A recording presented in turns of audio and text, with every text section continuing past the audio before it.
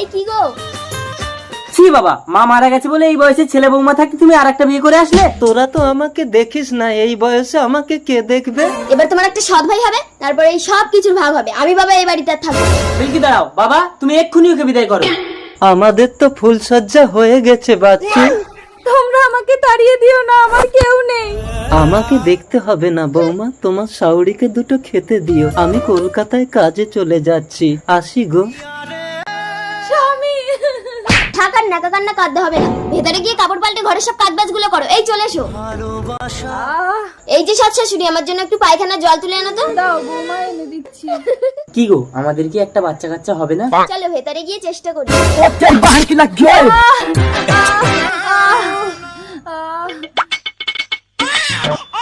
সেটি দেখার আগে আপনি যদি একজন ভালো মানুষ হন, ভিডিওতে একটি লাইক দিয়ে চ্যানেলটাকে সাবস্ক্রাইব করে দিন, আর আপনার সুন্দর নামটি কমেন্ট বক্সে লিখে যাবেন। ছেলে হয়েছে কিন্তু দুঃখিত, বাচ্চার মাকে বাঁচানো যায়।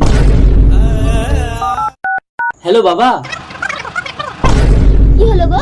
বাবা হার্ট অ্যাটাক করে মারা গেছে। তার মানে তোমার এই সৎ ভাইকে এখন আমাকে মানুষ করতে হবে? না না, বাচ্চা হয়েছে এখনো কেউ জানে না। তুমি ওকে দাও, পানা পুকুরে ফেলে দিয়ে আসি।